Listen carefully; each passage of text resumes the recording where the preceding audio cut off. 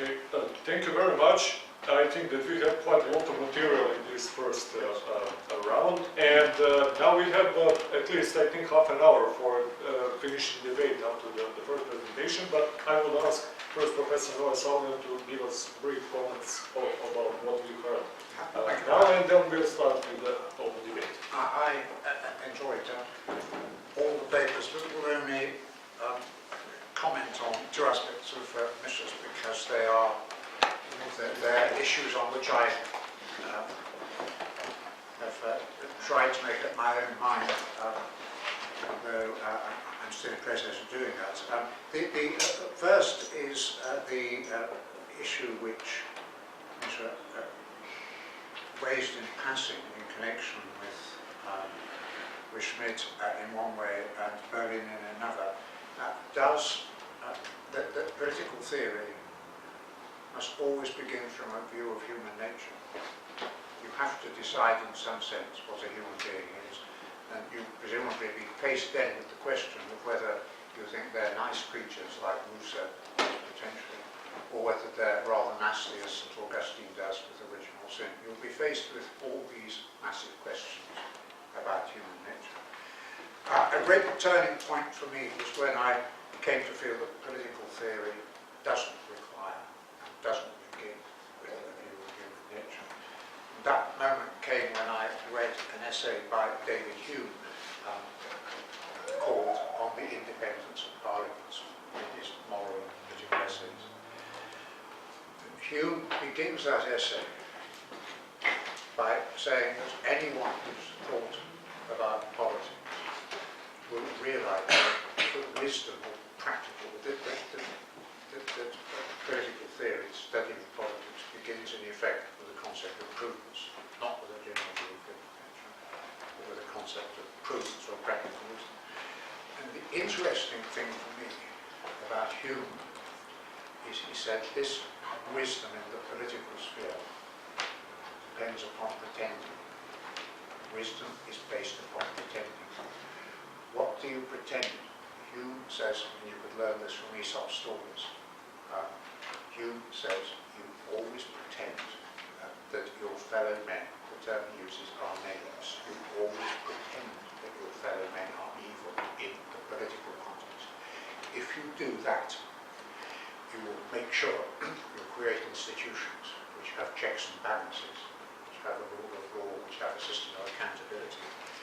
If you don't do that, and if you listen to appeals like trust me,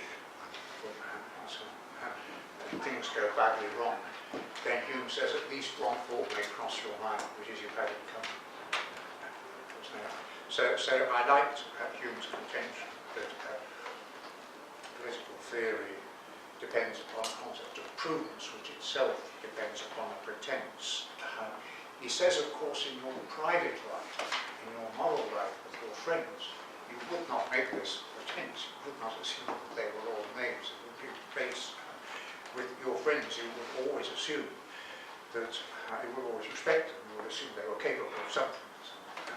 But on that great question of to what extent does political theory depend upon a view of human nature, I like Hume's view that you don't begin with trying to decide between Augustine and Rousseau, Marx, or something like that. The second thing is Misha's very interesting idea that in some sense a return to, if I understood, classical political theory would be useful. The other question on my mind, which I'll touch on a bit tomorrow, is in fact that there is a crucial ambiguity at the heart of the modern conception of Western theory, Western political theory, since the end of the 17th century. I'd be glad for your advice on this confusion. The confusion is this: when you come to describe political reality, do you need a single language, which is that of power? Of course, there can be bad or good uses of power. Spinoza is an example of a person for whom there's a single language of power. Marx is another, and Foucault more recently. The other view from Hobbes down to thinkers like Oakeshott, is that you can't account for the reality you experience and see before you with one language. You need two languages. One is a naturalistic language of power. The other is an ethical language of law, obligation, authority. In order to explain a simple part of reality as you experience it, should you pay your taxes? Should I pay my taxes? I feel I ought to pay them. The reason I ought to can't be explained just in terms of power. The great division, just to finish on that, the great division for me in the modern West is between Spinoza and Hobbes. Spinoza's theory is entirely a language of power, which he feels in some sense is synonymous with existence. Hobbes, in chapter 16 of the Leviathan, says, as you know, it's called of persons, authors, and things personated. Chapter 16 sets up a theory of sovereignty, which is essentially an ethical theory based on a language of obligation and so on. I'll finish by saying that one of the people in correspondence with Spinoza, one of the looked to Spinoza, saying, how exactly do you differ from Hobbes? Spinoza's reply is memorable. Spinoza replied, for me, you never leave the state of nature. Hobbes and liberal thought generally, Hobbes and liberal thought generally thinks you can leave the state of nature, which is an amoral condition, for a moral condition. Spinoza says, get real. Human beings are always creatures of ambition, pursuing interests, maybe willing to compromise a bit and so on. You can, with a bit of luck, create institutions when they don't kill each other. But you cannot create institutions which involve a qualitatively different moral language. So I do feel that there's nothing there for us to return to, that we are stuck with this issue. Do you feel that in order to account for political reality you need a single language of power, or do you feel you need two languages, a separate language of ethical language, of obligation, law, and so on? Okay. Thank you very much. So we go now, we open the floor for your debates, contribution, comments, and so on. So please join us in this interesting conversation, I think. Our colleague Slobodan, please.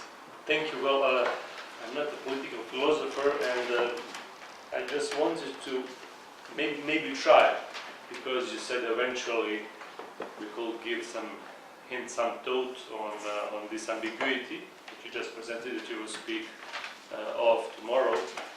And I think this is just a thought, that maybe the answer could be found in the background of these two approaches. So what is the cultural background of Hobbes and Spinoza? And more exactly, what is the religious background?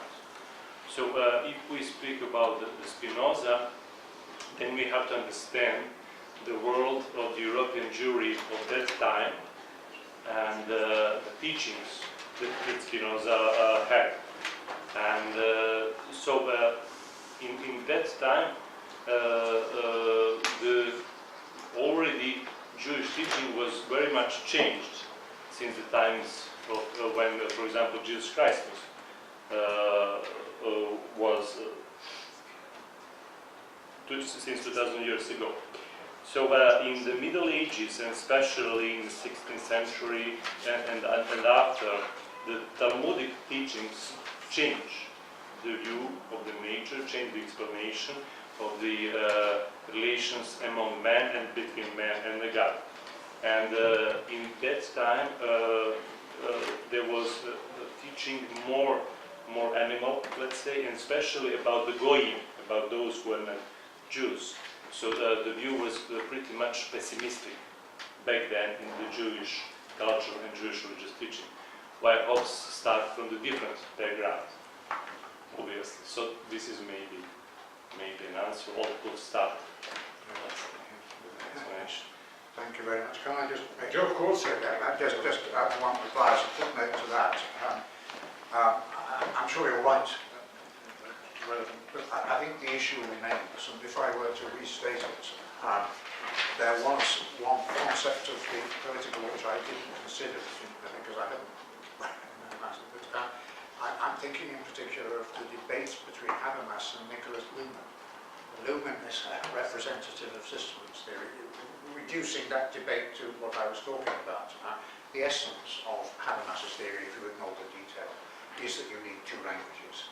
An ethical language which he thinks you arrive at by an ideal speech. But he does feel that it's possible and it's necessary. You can't have a liberal political theory without the concept of legitimacy, which has a moral basis. Luhmann's reply is get real. In an age of diversity where we all disagree on then what you're left with is this is impossible to have moral legitimacy of this sort. What you're left with is just these different systems. So I mentioned this as a kind of restatement of what I have in mind, which leaves me still with my problem, whether you need one or two. Thank you. This goes back to the issue whether moral is something universally valid or something that applies to certain cultures or certain societies. Very well. Okay, please go on. Ambassador, please. Thank you. Just to a bit add to what been discussed about language, I would say that this debate today, which is very interesting to me, is going even further into the issue what is the meaning of words, because actually when we have a dominant ideologies or even totalitarian ideologies, then the words are becoming blurred, or there is not even debate about the real meaning of words. The language is becoming jargon, and we know it very well in the 20th century from wooden language of socialism till the Euro jargon. But I think with the Euro crisis, actually with the crisis, political crisis, there may be a blessing in disguise with the political crisis in the European Union, because the jargon is not anymore functioning.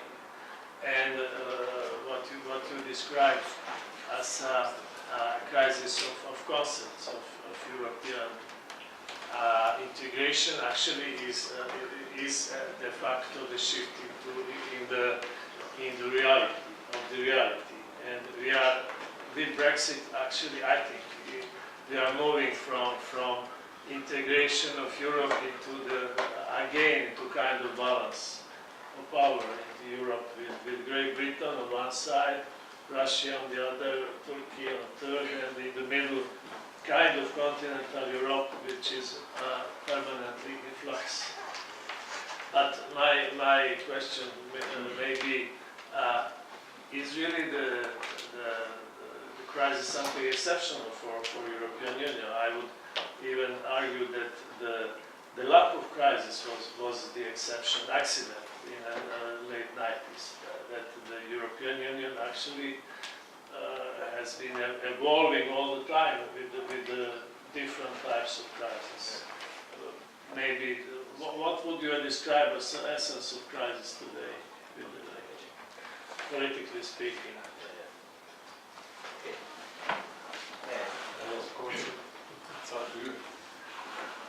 You're right that there have been many crises during the European integration process. Has been lasting already more than 60, nearly 70 years, counting the European Steel Community, which started at the beginning of the 50s. And there were some crises that were overcome through a common consensual way of thinking, because at the time when the member states did have some very clear and transparent perspective. It was a common market. It was put down in the Treaty on the European Economic Community. So it was a really strategic consensus between them, because they were completely ready to victimize, to sacrifice some of their interests in order to reach the aim. And it really happened by the end of the 80s, as we know. There were, within that context, a couple of crises which can be overcome by, as I said, consensus between all participants. Crisis of anti-chair famous in the 70s, the crisis of technological development of the European Union in the course of oil crisis in the 70s, and so on and so on. And what is new? What is really exceptional in that terms of crisis? It is that we can estimate that through analysis of anti-crisis politics. It is the only objective empirical material we can analyze the crisis in the European Union. I mean, the system which was created through Lisbon, still valid treaty, is not functioning anymore. It was replaced with a new systemic and institutional and procedure mechanism, which are put down in favor of resolution of the crisis. The task of that mechanism was to regulate, to overcome the crisis time through some, let us say, paralegal mechanisms, as it is always the case in so-called state of exception. What is different to any other experience of state of exception is that this, as I said in the presentation, martial law does not exist legally, but exists in fact, de facto. And it is so vast, so big maneuver space for manipulating, for a typical anarchic big powers game within the European Union, between Germany, France and Great Britain until Brexit. And the completely new system emerged pretty spontaneously. So what is the problem with that kind of martial law? It is not proclaimed, there is not rules of the functioning and finishing of martial law, and it is the vacuum space where completely new institutional and power structure have been constituted within the European Union. So that's why I'm speaking about the crisis which is completely new within the experience of European integration, and which put about one completely unparalleled system, which is pretty autocratic, pretty invisible, pretty non-predictable. Nobody knows where the main decision making regarding the crisis resolution have been made, who put it in force, and so on, so on. What concerns the mechanism of dealing with crisis, it is still also pretty autocratic, because member states were resoluted by the functions that they have not previously delegated to the level of the European Union. The budget politics of the member state of the European Union is completely,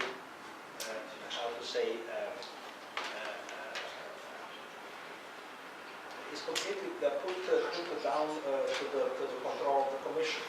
And the governments cannot say no, but they can, be the subject of the constitutional court's estimation. If the constitutional court gives a positive or negative decision, the decision is not being implemented, and so on. So many cases of that. So that's why I'm speaking about completely new constellation within the European, which is not clear how long could it exist. Maybe some new ideas, realistic, in terms of realistic theory, conception is emerging in the European Union. it is the idea of so-called differential integration. It is integration under the auspice of German conducting stick, as we see that. But it is very realistic and how to say, the only way that the European Union can survive. It seems to be very paradoxical, but it is a way of surviving. Otherwise, it will function as an anarchic system with invisible hegemonic power, and we really do not know how it ends. It creates a typical structure of these anarchic systems. I mean, the countries which are gathering around the center, which produce all mandatory decisions. And that's why we have, I will finish with that explanation. There is some very good explanation of what I'm speaking about by some German political theorists, Erwin Winkler, in his book published last year, Die Macht in der Mitte, Neue Aufgaben Deutschlands in Europa. It is translated in our language. I did that because it is a perfect, realistic explanation of what is going on within the European Union today. As you said, now it is the constellation with the center of the continent, which was led by German, and so-called, he called them Flügelmächte, wings powers, British, after Brexit, and Russian. And it is, I mean, the constellation which is very well known through European history since medieval to today.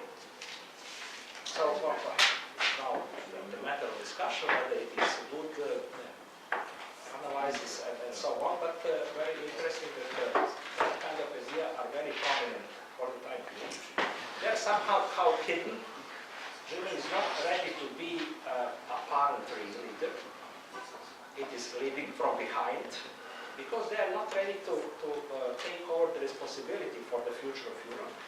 But the facto situation that it is a leader from behind, and the leader who is conducting everything what is going on in the European Union today. So it is a completely brand new situation in comparison to the period before, let us say, mid of first decade of the 21st century. Completely different. It is structurally different situation. We must observe that, analyze it. I think the realistic methodology is much better than previous European integration theory, much more productive, and I mean, it is the only way to capture intellectually what is going on. Otherwise, we shall follow as theoretician the behavior and the wording of the politician of the European Union, which is completely dysfunctional. So that is my answer. Thank you. You go on, please.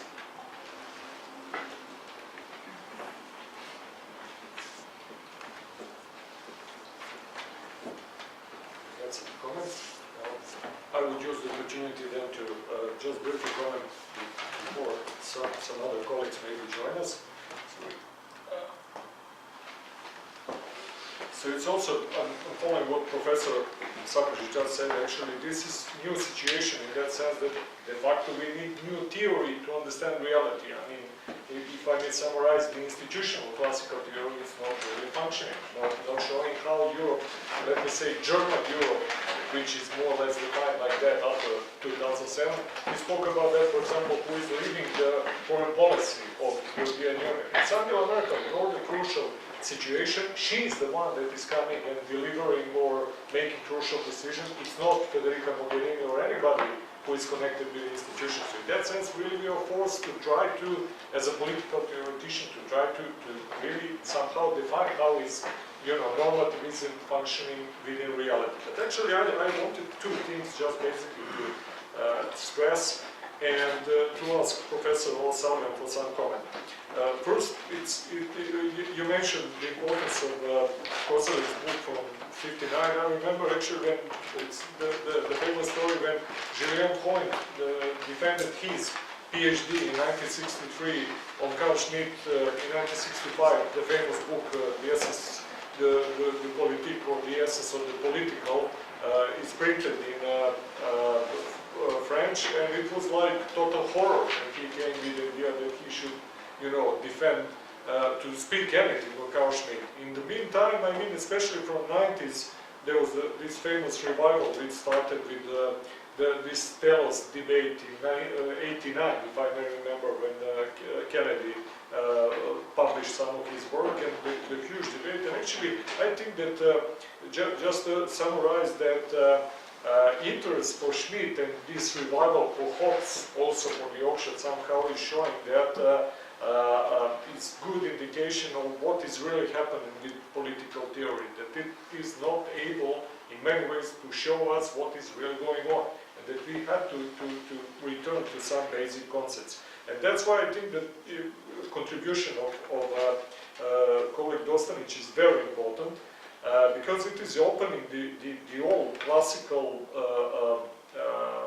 issues and debates which are more or less present in any society, being that like liberal democracy or, I don't know, authoritarian Putin, whatever you always have this idea, I think, or basic question, how to move beyond one, if I may say, the domain of consensus, or the basic consensus that is needed somehow, so people could live within one society, and the cleavages and the pluralism which is in some way existing in any society. So I think that what is new now, and I think the Dushan display this, again now we are, because of the immigration issue, especially in continental Europe, but also in Britain, forced somehow to ask again this question, where is the border between the acceptable plurality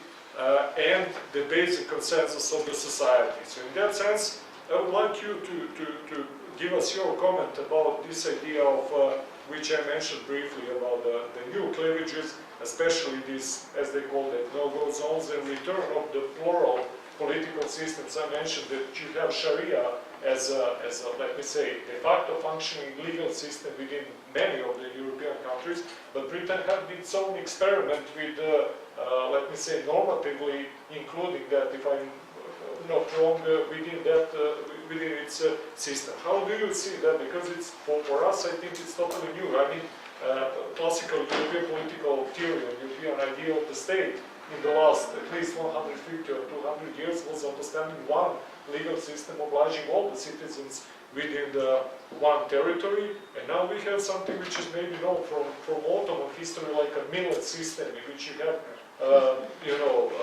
different legal systems for the different communities. Could it be applied, and could Europe and European countries survive with this kind of new challenge that they have? Yes, well, I suppose that is a great question. I just perhaps like to put it in a broader context, which I think there has been a revolution in the West very recently, really since the 1960s, which has changed roughly what was generally the case for the previous 2,000 years, in one way or another, for those 2,000 years from Plato onwards. What was taken for granted was that there can, in principle, be some sort of privileged position in the political arena from which decisions can be made. This has been defended in all sorts of different ways, of course. Most recently, obviously, in neo-Kantian ways in particular, by someone like Rawls. But roughly speaking, the other way of putting it would be that, roughly speaking, there were at last vestiges of an hierarchical outlook in the West until recently, and there was something which could be called a privileged ruling class perspective. I think what has happened with increasing diversity and with the shift from the liberal notion of toleration, which I think what you're talking about, which presupposed that there was a superior position from which you were tolerated, from the shift from the notion of toleration to the idea of empowerment, which is the current best modern multicultural. What has happened is, of course, that idea of a privileged position of any kind has been systematically eliminated from Western thought. That was what postmodernism was about, the final elimination of the idea of a public intellectual occupying a privileged position. The result is quite simply that Western life is now more deeply politicized than it has ever been in the past. In principle, that need not be a problem.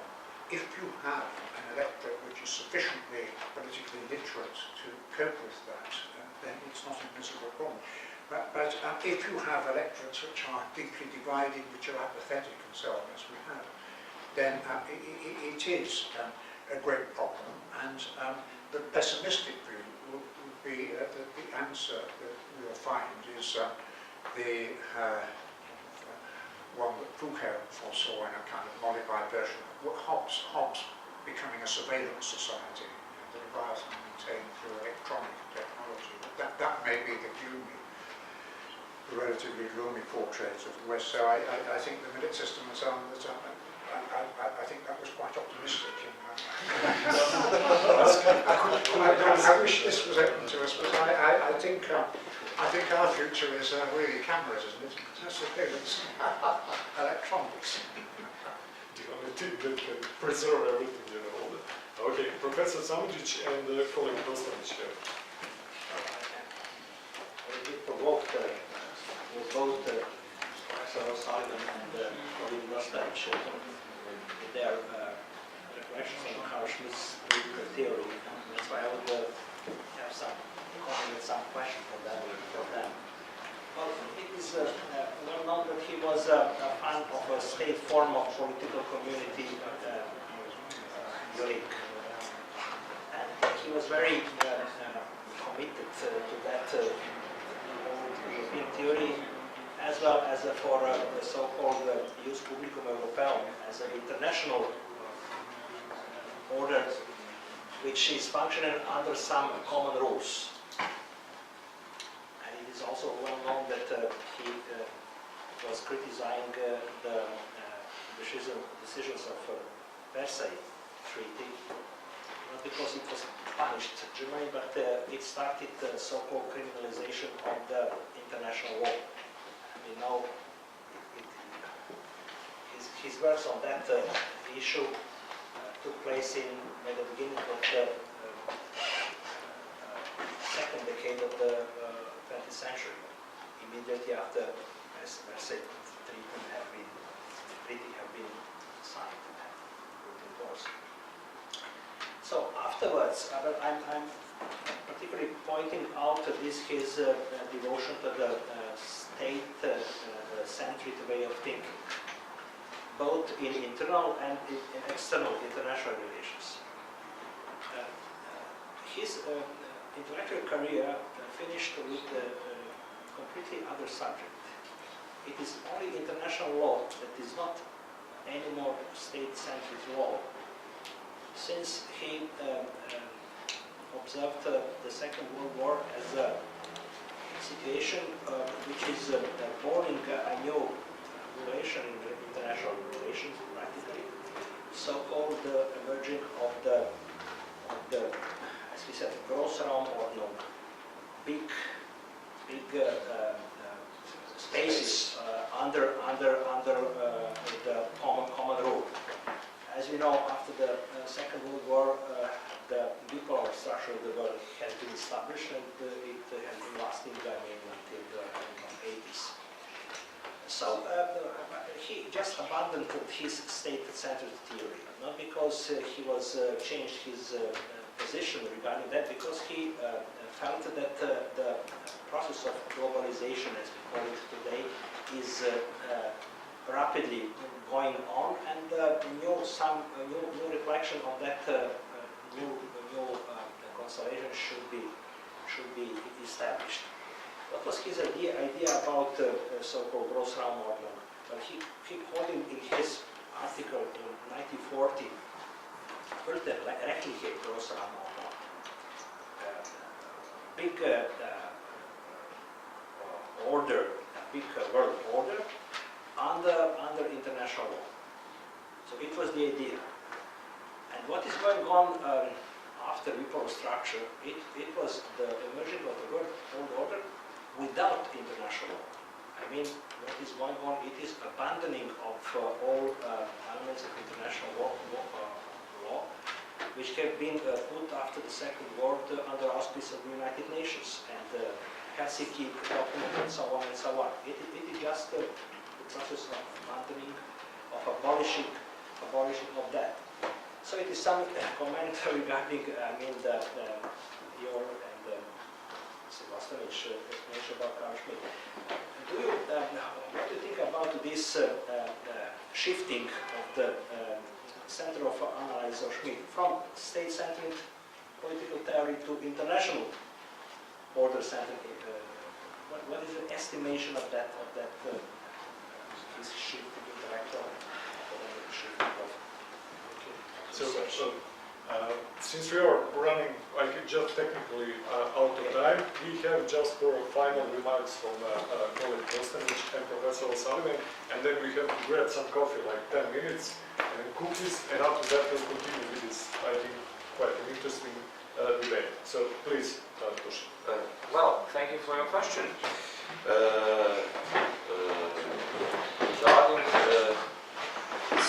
state-orientated order, well, I'm more interested in this part of Schmittian thought, and I believe that some kind of a state-centered order is prepositioned to have a possibility of rule of law, relative peace, security, and that these things are conceivable only in a world that consists of national states. However, when we speak about this Großraumordnung, in a context of borders, I think that Großraumordnung also presupposes a clear borders. There are borders between one big space and another one. And in every space there is some kind of a power. In his idea that Germany should be a dominant power in Europe. So in every Großraum there is one dominant power which also forbids another powers, foreign powers who do not belong to this particular order, to intervene in their, we could call it, in sphere of interest. Okay, thank you.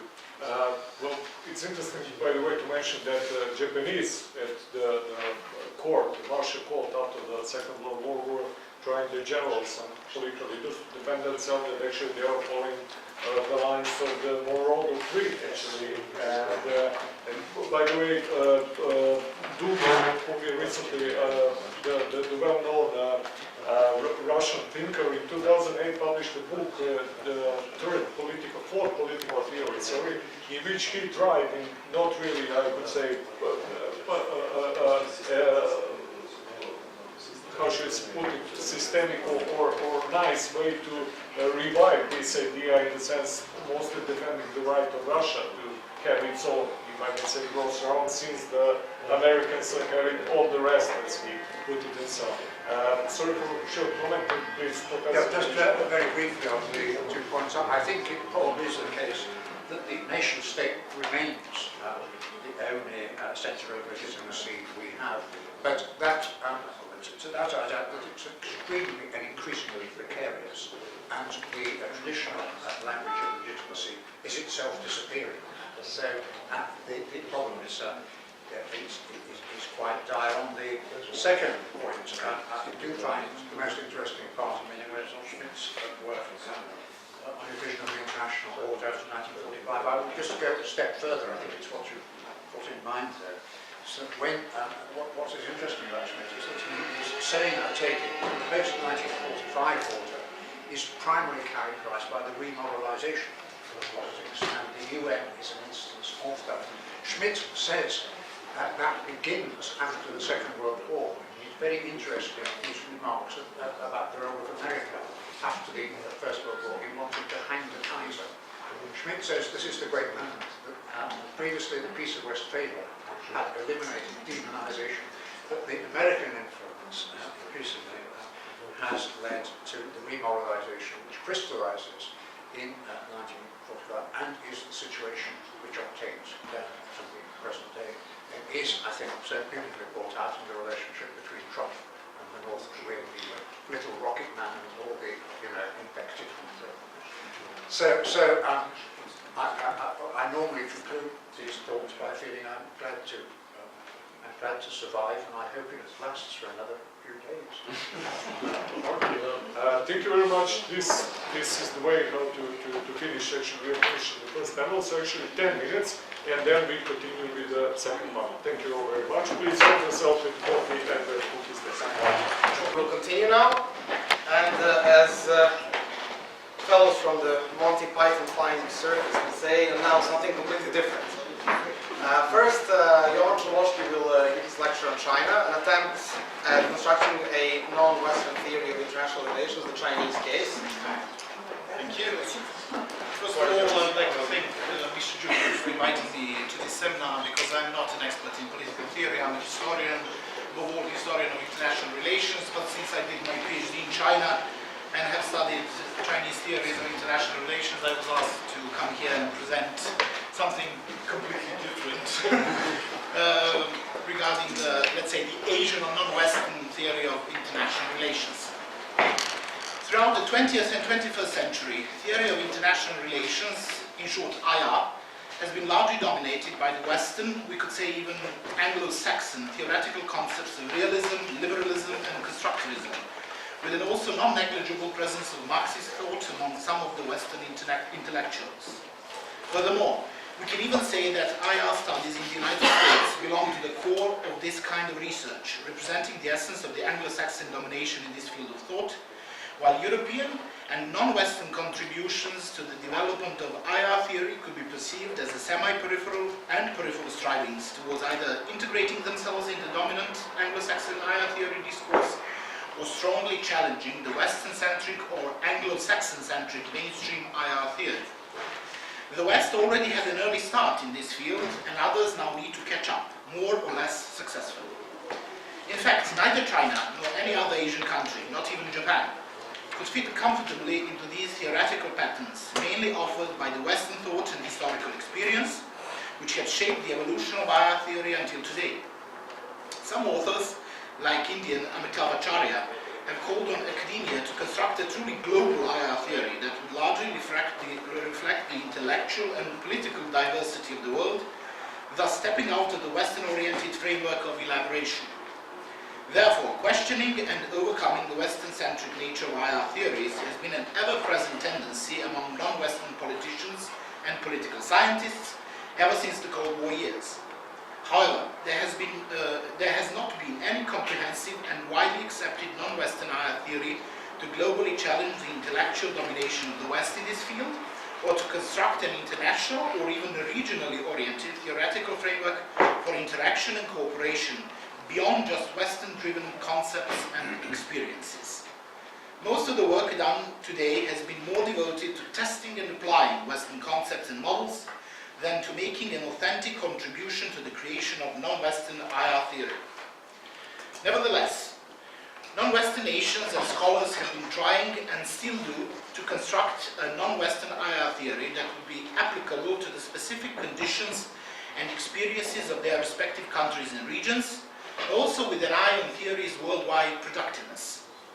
Even though these attempts have been many, they have been mainly hidden behind local conditions and barriers that limited their global reach, while the hegemonic position of the Western IR theory has largely contributed to their low profile around the world. Therefore, building up a non-Western IR theory with national characteristics has been largely driven by new scholarly trends in putting national characteristics at the forefront, while attaching similar importance to universal theory and respective subsystems, thus addressing one of the core questions of this discipline, ethnocentrism. In this respect, the Chinese case of non-Western IR theory stands as significant, not only since it follows changes in the real world due to the rise of China, or it reflects upon the specific use of history and tradition in IR theory, but is also linked to the overall decline of the West and growing self-reflection in this discipline among both Western and non-Western scholars. Ever since the early 1980s, Chinese scholars have demonstrated a high degree of interest in and understanding of the Western IR theory, thus developing their own studies according to the Western prescriptions and achieving considerable results in almost every area of international relations. Throughout the 1980s, 1990s, early 2000s, different debates on the future course of Chinese foreign policy, China's present and future role in the international system, concept and role of national interest, relationship between status quo and revisionist powers, etc. All these topics largely contributed to the shaping of Marxist, realist, liberal, and constructivist schools of international relations. However, while being inspired and led by Western-oriented IR theory, in parallel, Chinese scholars have started asking themselves two crucial questions regarding this issue. Whether it is reasonable using exclusively Western theories to explain world affairs in general, and non-Western practices in particular. And even more important, whether culture matters in construction of IR theories. The issue of culture becomes a key component of all Chinese endeavors in enriching IR theory with lessons drawn from China's 5,000 years old cultural experience. Already in the late 1980s, Chinese scholars started to gradually distance themselves from the Western-dominated IR theory and initiated constructing a distinctive Chinese school of thought in this academic field.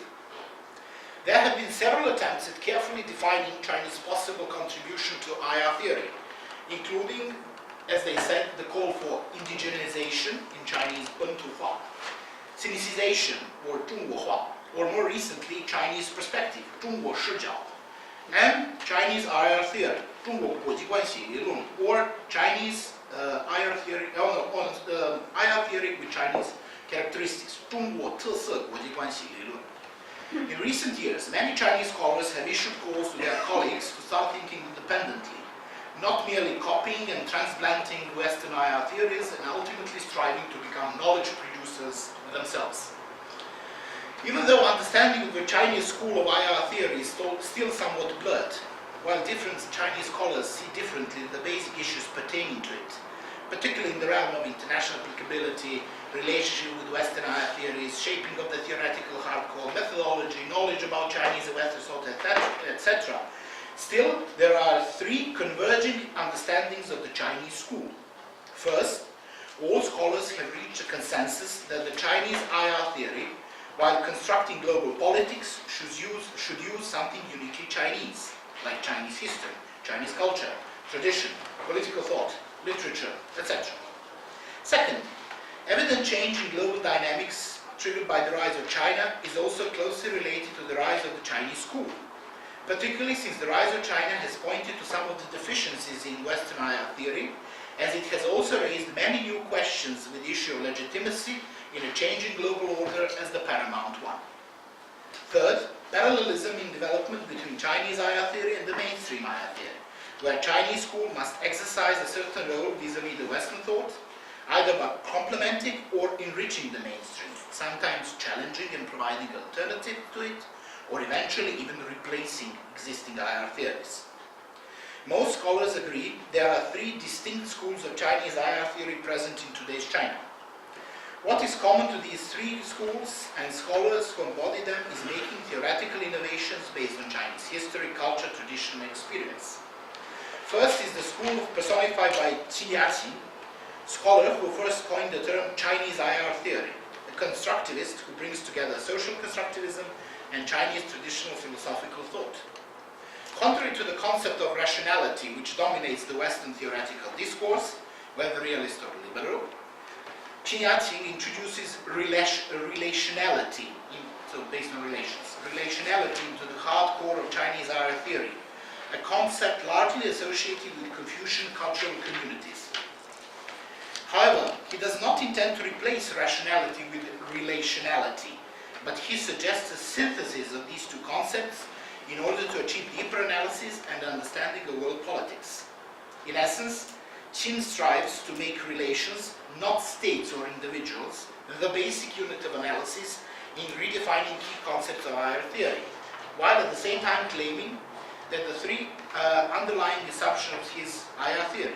These are process in terms of relations. He defines process as ontologically significant and defined through relations. Then the meta-relationship. He uses Chinese philosophy, above all the Book of Changes, Aging, and he says that what dominates the world is the yin-yang relationship, which is a new synthesis through a harmonizing process. And the third assumption is relational governance, which means managing relations between actors for the purpose of establishing order. So it's not managing actors, but managing relations between actors. Some of Qin's critics consider that his school was based on countering some of the concepts of the other two prominent Chinese schools of higher theory. But this school clearly strives to establish itself as something new, but with a strong traditional foundation. The second school is represented by Yan Xuetung and members of his Tsinghua team. They work at Tsinghua University in Beijing. Yan Xuetung and his team are nurturing a particular type of Chinese consciousness by putting stress on examining Chinese traditional culture and thought, especially through rereading the thinkers of the pre-Qin period, so it's the spring and autumn period and the Warring States period, whose ideas could offer valuable guidelines for innovative theoretical studies and formulating strategies for contemporary China. Yan Xuetung is also at the forefront of China's intellectual exchange with the world in the field of IR theory. However, Yan Xuetung readily rejects the possibility of creating a distinctively Chinese school of IR theory. According to him, all IR theories are universal and have no national characteristics, so establishing a Chinese IR theory is basically impossible, since any developed theory automatically becomes universally recognized. Still, Yan argues that it is still possible to enrich existing IR theory by studying Chinese historical experience, philosophy, and culture. Therefore, a new theory can be raised by combining Chinese pre-Qin thought and modern Western IR theory, like the concept of power, hegemony, etc. This line of thought represents a hallmark of Yan's school, but it is often criticized by people like Qin for adapting Chinese concept to Western theoretical foundations. In addition, Yan theory is sometimes colored by Chinese power-oriented exceptionalism, expressed through claims of voluntary submission of smaller states to China-led hierarchy, which is often rejected by many scholars from East Asia. Third school is embodied in the work of philosopher Zhao Tingyang, who is an ardent critic of Western thought, but his school embodies one of the most Chinese concepts of political thought. Zhao claims that due to the lack of universally accepted worldwide political institutions to govern a truly coherent world society, today's world is a non-world or a failed world. In such a world, any attempts at unifying it are met with failure. In order to be successful in this endeavor, world politics must be understood under the framework of worldism or not internationality. Essentially, this global political philosophy, which relates to the world as a whole and not to nation states, must be implemented by establishing a universally accepted world system, politically justified by all nations and measured by creating harmony among all nations and civilizations. So it is an outright negation of the Westphalian system. For Zhao, such a concept is Chinese concept Tianxia, or as it is translated in English as all under the heaven system. It is an ordering principle of traditional East Asian relations before the arrival of Western nation-state system, based on harmony and oneness in diversity. Therefore, traditionally, the Tianxia system represents a world dominated by the Middle Kingdom, i.e. China, whose neighbors and those beyond it look to it for guidance and paying tribute to it, and it is constructed in several concentric circles. All these ideas based on Confucian ethics. Naturally, return to the Tianxia system was mainly driven by an outright desire to provide an indigenous Chinese perspective on international relations, even international hegemony. But scholars like Qin Yaqing consider that the downside of this concept is still to be realized desire to reconcile ancient Chinese concepts with contemporary international issues. Another problem of this theory is that it is often mired in dualism and romanticization of things that are uniquely Chinese. thus creating a constructed and sometimes superficial dichotomy of good things coming from China, bad things coming from the outside, without proper understanding, sometimes without proper understanding of both. Nevertheless, past 3 decades have seen a rapid development in the field of international studies in China, and it is a phenomenon that cannot be ignored. Even though the overall discourse is still largely dominated by established Western higher theories, Chinese scholars are continuously trying to find and formulate something new and distinctive from their Western counterparts. As we have seen in the above elaboration, we can even be at liberty to say that there are many schools of IR theory in contemporary China. Long duration and richness of Chinese history and culture have a lot to offer to the general human knowledge, particularly since all attempts at constructing a separate Chinese IR theory go back to their ancient cultural and philosophical roots, thus setting off a specific dialogue with Western IR theory. Prospects for development of a fully fledged Chinese school of IR theory are more bright than 15 years ago, and will likely be more so in the future. But Chinese scholars need to be careful in avoiding some of the pitfalls of Western IR theory, like it becoming another form of parochialism, exceptionalism, or Western centrism. In addition, China's ongoing quest to define its national interests under new international conditions, as well as its role in the global order, particularly if it is a leading one, would also constitute a watershed moment in shaping a distinctive Chinese IR theory. Thank you.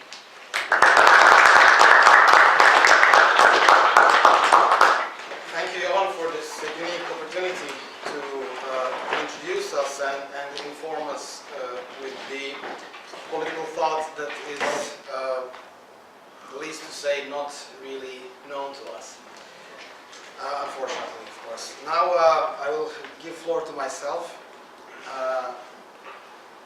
My topic is regarding the state of politics in general in Russia. I titled it Fear of Ideology, Political Theory and Political Practice in Contemporary Russia.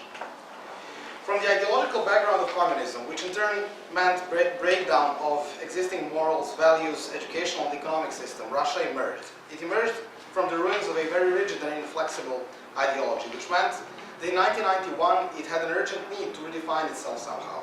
One of the key legacies of Boris Yeltsin's years of decay of Russian society was hastily adopted Russian Constitution of 1991. And one of the basic features of this constitution, still abiding today, is that the state ideology was explicitly prohibited in Russia, which in itself is an ideological statement. Fear of ideology, or fear of a classical ideological system as we know it, is still defining modern Russia. But the years of free fall into wild capitalism, which brought wealth for few and misery for many, resulted in growing unrest among the population that demanded security above everything. Vladimir Putin, early on with the successful Second Chechen War and swift economic growth driven by the rising price of petrol during the American-Iraq adventure, gave the population this sense of security they badly needed. Regardless, there still remained an empty space, a need for purpose. The new system was based on security and stability, but a swift move to a new ideological direction was very dangerous and sensitive, and in a sense impossible after the catastrophic fall of the USSR. Russia was not an exception here because the whole world lacked great ideals and ideas ever since the end of the Cold War. The new era came, but no one knew what it meant, and it was not based on a coherent ideological grounds. This new system emerging in Russia needed a name. An attempt by the state to define the new ideology was made, resulting in a term sovereign democracy, which came about in 2006. This symptom existed before. Jean-Jacques Rousseau used it once to describe the Swiss system, but now it was introduced to the contemporary Russian political jargon by Vladislav Yurievich Surkov. Surkov is a person whose job is known in today's Russia as political technologist, a creator of politics, political content, which some might call political manipulation. Sovereign democracy represents an attempt of reaching a compromise between eternally divided ideological camps in Russia. The word democracy here should stand for freedom and liberty, something opposing the previously rigid ideological society, a Hegelian antithesis to communism, a system still vivid in minds of many.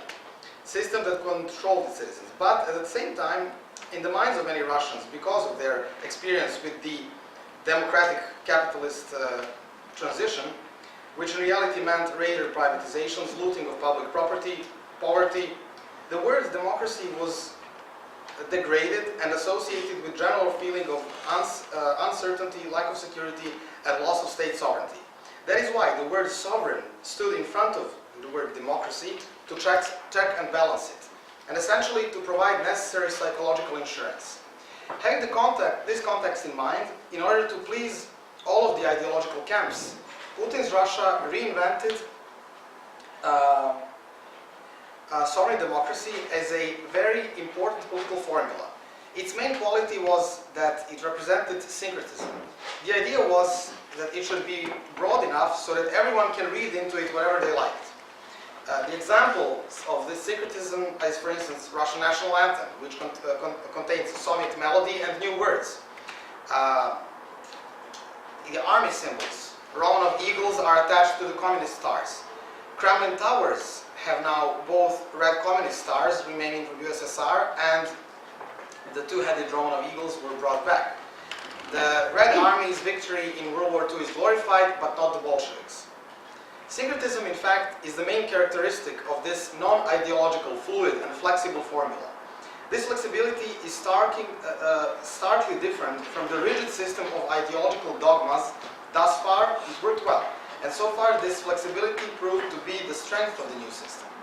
In his latest film, Hyper-Normalization, Adam Curtis, a BBC documentary maker, described Surkov Putin's way of ruling. I'm quoting. In Russia, there is a group of men who have seen that this very lack of belief in politics and dark uncertainty about the future could work to their advantage. What they have done is turn politics into a strange theater where nobody knows what is true or what is fake any longer. They were called political technologists. They rose up and they took control over the media. For them, reality was just something that could be manipulated and shaped into anything you wanted it to be. Surkov used Kremlin's money to finance all kinds of groups, even whole political parties that were opposed to President Putin.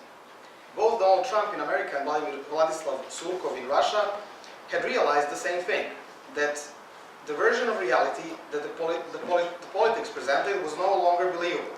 Or, as the title of a book written by another employee of BBC and a Russian national, Peter Pomerantsev, states, "Nothing is true and everything is possible, the surreal heart of the new Russia." Although this magic, and of course, take quotation, of course, although this magic might be true for internal politics to some extent, in the international arena, Russia is behaving by rational rules of realpolitik, although Western partners seem not to understand this language any longer. The problem is in the West is that because of the short moment of victory that brought the end of history, to use Fukuyama's term, where liberal interventionism driven by a peculiar type of idealism made them forget that other countries can behave by the rules of engagement of realpolitik. Actually, the Western politicians and public opinion at one point started to believe the whole world is liberal now after the fall of the Iron Curtain.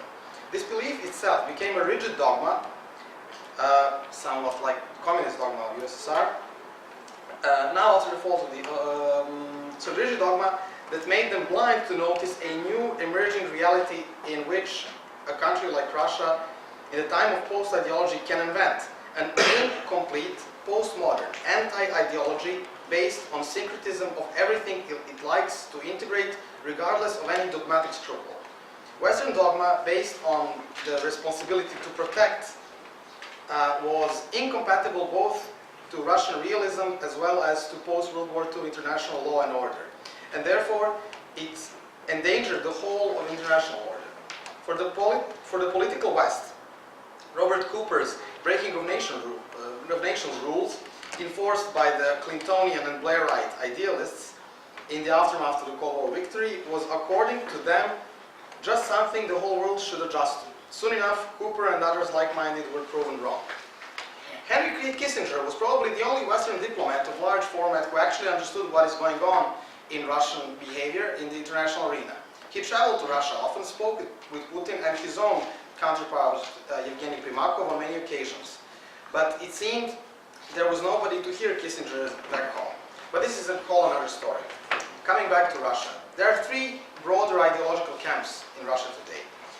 Today we have the liberals, the realists, whose ideological position was created by the former Russian Minister of Foreign Affairs, already mentioned Primakov, and finally the conservatives. Besides this, there is another division or level of Russian political life. Here, the criteria is based on the relation to the states. In other words, whether people, parties, movements, NGOs, media are belonging to either of these three broad camps, respect, or are in any way affiliated to the state and government, or are they not? Or to use the Russian jargon, whether they are part of the sistema, or are they not part of the sistema? Therefore, we can detect systemic and non-systemic liberals and conservatives. However, there are no realists who do not belong to the sistema, because this is the mainstream or centrist position both in the governmental structures and in the public arena. What does this mean in reality? A good example were protests of 2010-2011, and these protests were supported by the anti-system people from almost whole political spectrum: communists, national Bolsheviks, Stalinists, neo-Nazis, hardened monarchists, ultra-liberals, and others. All of them protesting against the establishment, representing the system, all protesting for their own reasons. It is possible for the liberals and for the conservatives to be in or out of the system, even to enter and exit the system multiple times. For instance, the former Minister of Finance from 2000-2011, Alexei Kudrin, became an anti-system oppositionist. However, he found his peace with the Kremlin and became a part of the system again. This time he is a dean at the Faculty of the Liberal Arts and Sciences at the St. Petersburg State University, and more importantly, in 2016, he has been appointed Deputy President of the Economic Council in the Office of the President of Russian Federation. On the other hand, there are similar examples among the conservatives too, such as Zakhar Prilepin, globally known contemporary Russian writer. Prilepin was an opponent to Putin during the protests, but after the reunification of Crimea to Russia in 2014, he came to the conclusion that the authorities regained legitimacy and gave them another chance.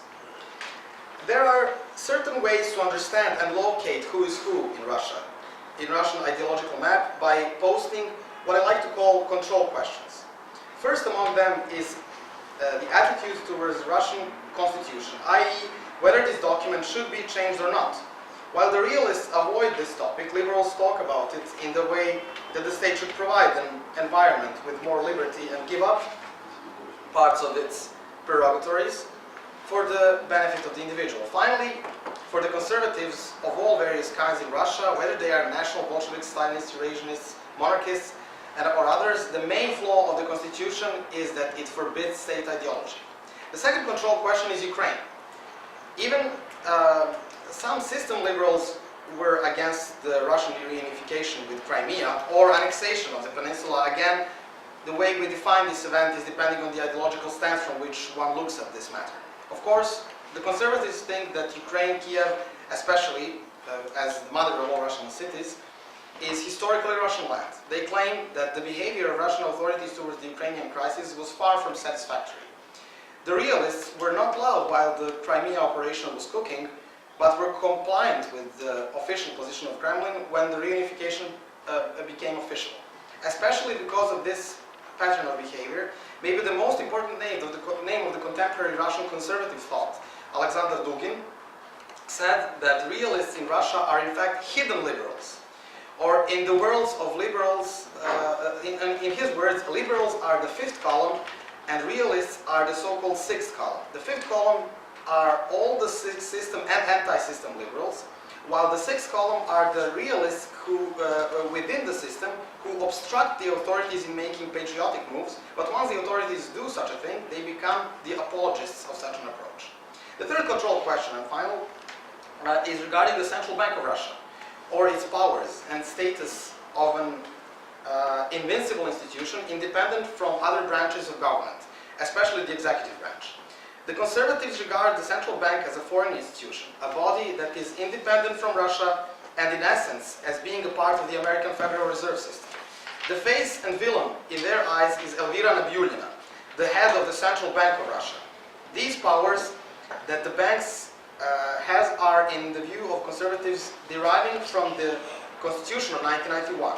Three most prominent names speaking and opposing this are Valentin Katasonov, a famous Russian economist who spent many years in of his career in global financial institutions. Among others, he was counselor of the president of the European Bank for Reconstruction and Development, expert of the World Bank and the United Nations.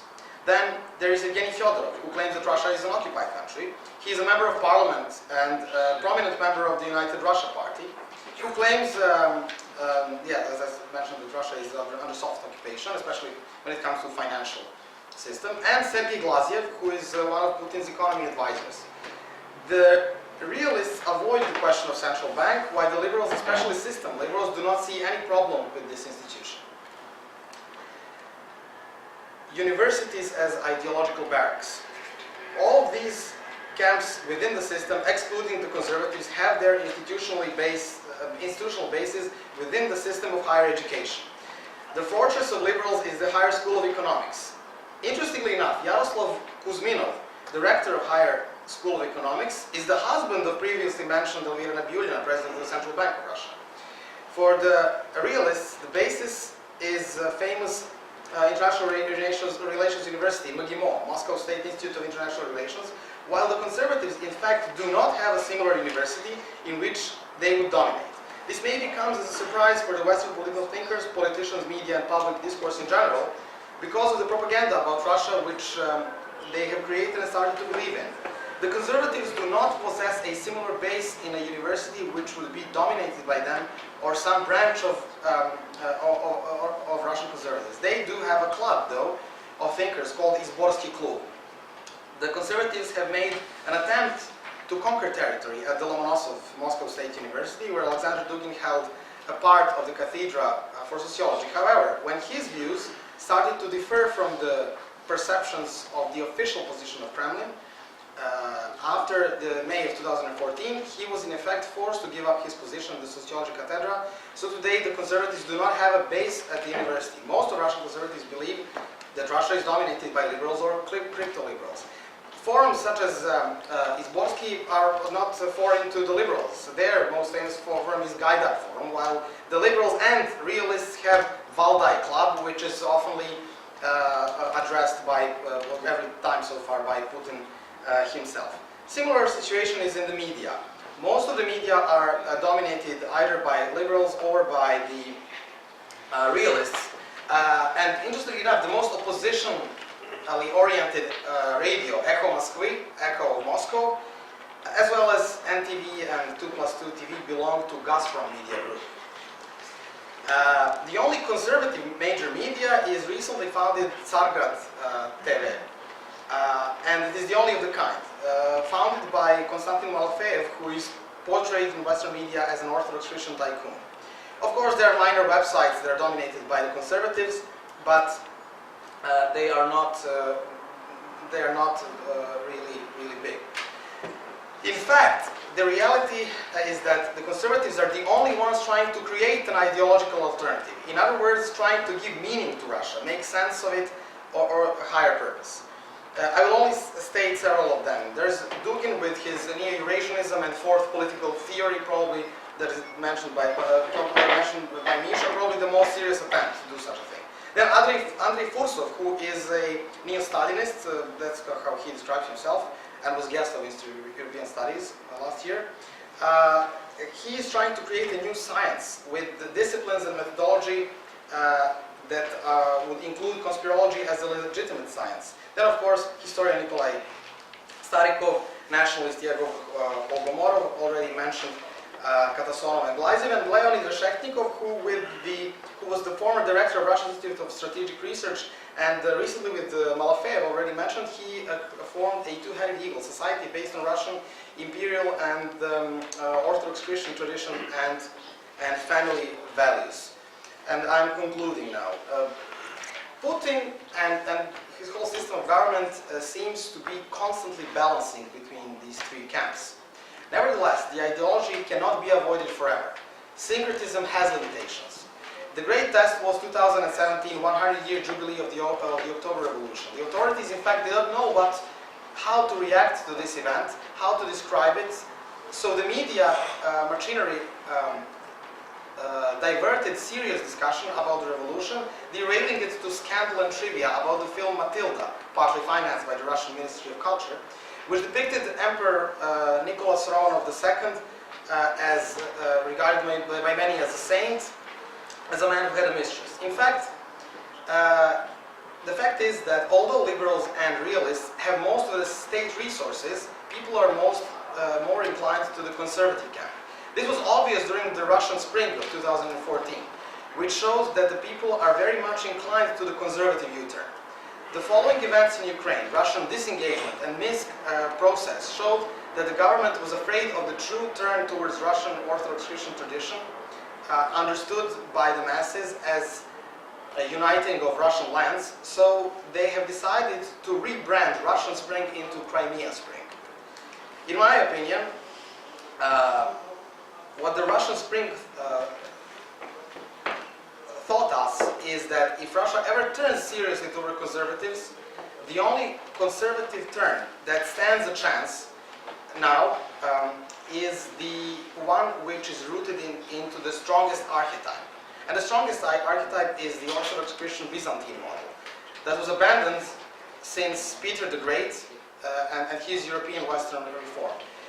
Most of the population of Russian Federation are ethnic Russians with Orthodox Christian backgrounds, but since this Byzantine model is by definition universalistic, other religious and ethnic groups can be integrated while preserving their own traditions and languages, as it was the case in both Imperial Russia and in the USSR.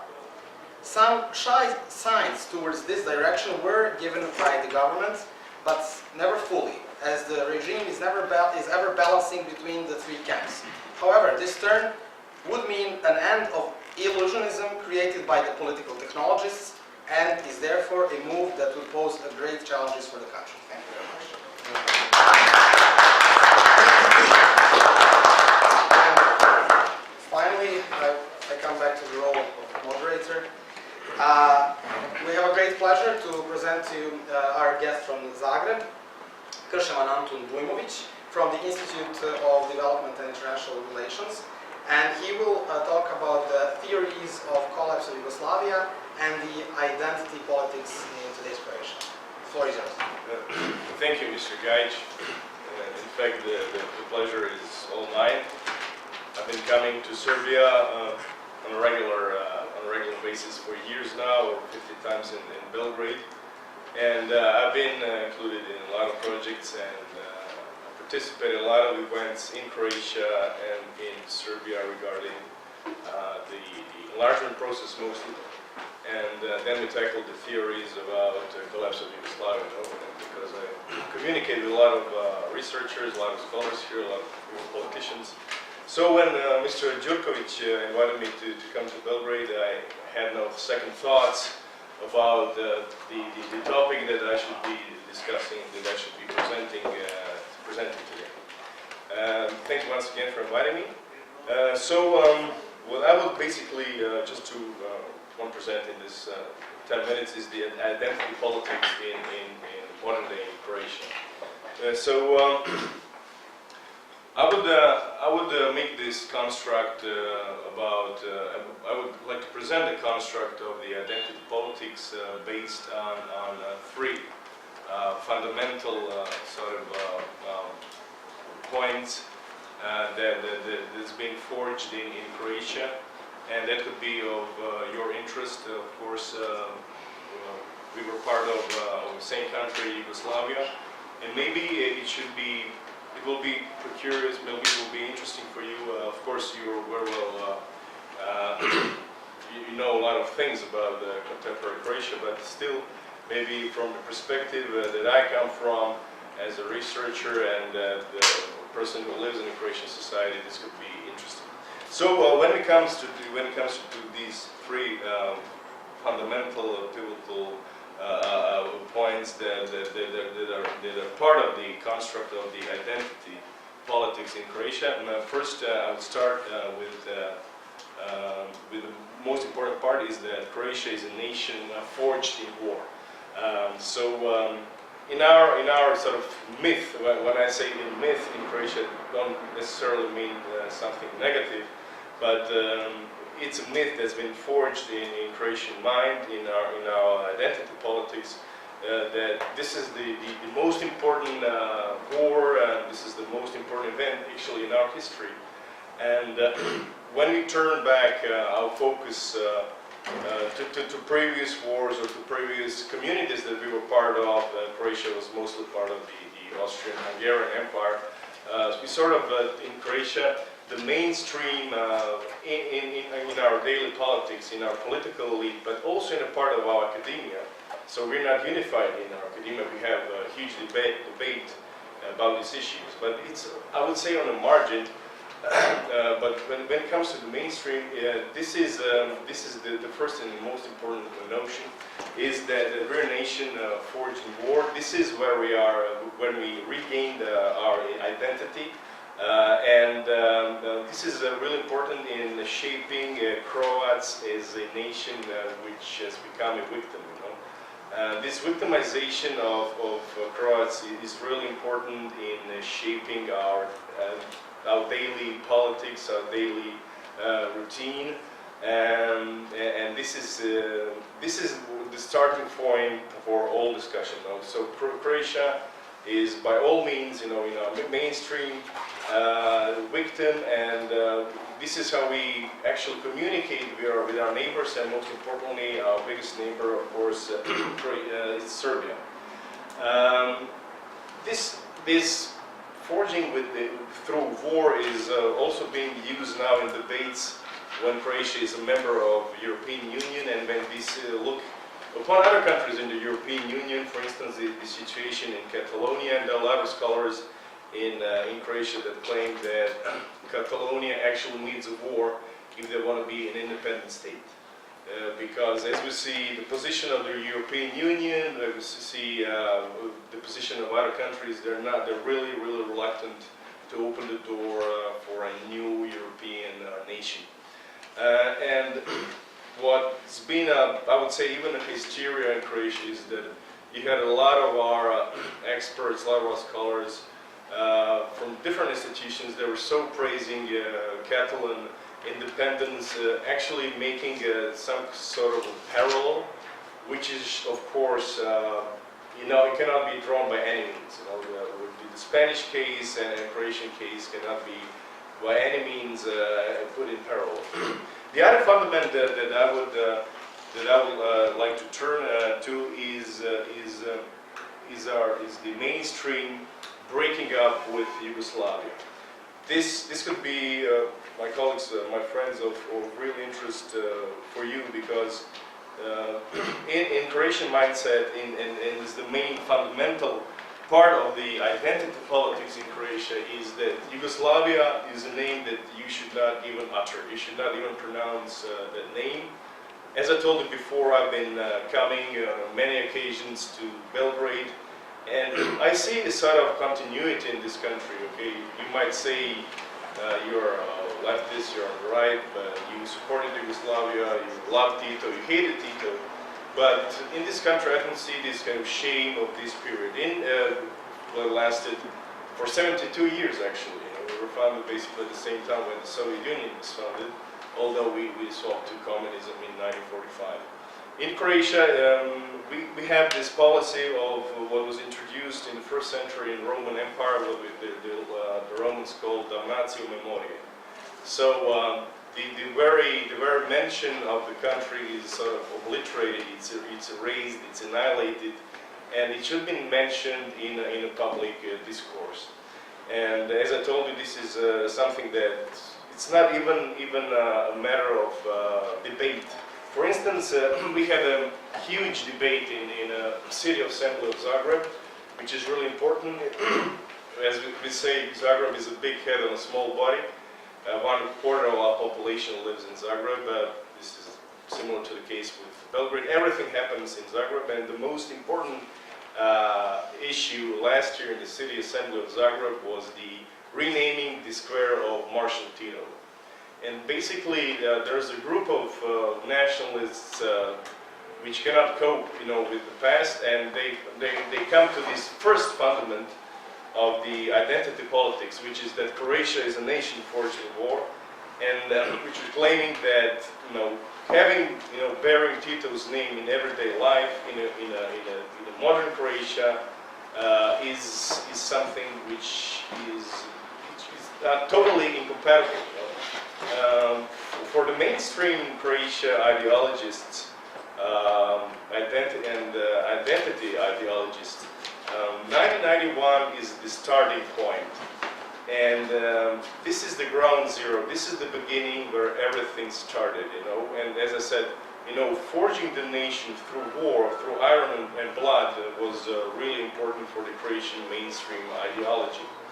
And as I told you, we had this huge debate, and finally, after years and years of continuous attempts to change the name of a marshal and a president of Yugoslavia and then a leader of Yugoslavia, which was recognized in third world countries, a non-aligned movement, and who happened actually to be a Croat, and with Croats joining in mass ranks the national uprising against the Nazis, tens of thousands, they finally managed to rename the name of this. I don't know where this fact. They finally made it through a trading in the city assembly, trading within different parties, with the mayor of Zagreb. This is what finally happened. And I would now turn to the third fundament of the identity politics in Croatia is the sacral aura and the sacral character of everything that happened in Croatia since the 90s, and especially during the wars. So issues like the patriotic war, we have the same expression, like the great patriotic war in Soviet Union, in Russia against the Germans. So the war was a great patriotic war, and this is something that you cannot see in the rest of the Yugoslav republics. So there's been a great sort of. Sorry to interrupt. They call it the same way. Okay, sorry, I wasn't very effective. So this was really important, and it's not just something that's been carved in our identity politics. It's actually part of our everyday lives. For instance, we have a group of our citizens, the veterans, the war veterans. There are some 300,000 people involved, and now after the war, the number of veterans has grown to 500,000 people. So they're really, which is a strange occurrence. And they're really influential in terms of basically a few groups which organize these defenders. In Croatian they call branitelji, so the best way to translate it in English would be defenders, the war veterans. And they have this sacred name, and it's a big issue for Croatian citizens because as long as they are sort of, most people are patriotic and support the military and the army, and they say it's a good thing. But the thing about and the aura around this group of people, but basically around their leaders and around the organizations that they're running, has brought a lot of publicity, and they brought a lot of political influence. And sometimes it's even hard for the state to cope with that. So when I'm coming to this third fundament of identity politics is the sacral character of war. What does it mean? It means that the war was so sacred, and the people who fought were basically founding fathers. In other words, what does that mean? It means they're in most cases in everyday life, in issues when you solve their problems, they're even above the state. And the state and the police and the institutions and the public organs and the public institutions are not willing to deal with this problem. And it's a huge, huge issue because you have a force that can take to the streets in a matter of hours. You can have thousands of people. This is something which the current, with the ex-government of Prime Minister Zoran Milanović, was really dealing and was really impotent to deal with. And I would say this is really important because it gives the third layer of the identity politics and construct on which it's been created. So to conclude, to wrap it all up, as long as it may seem that Croatia is a European country, okay, the reforms are being conducted, GDP is growing. We joined the EU 5 years ago.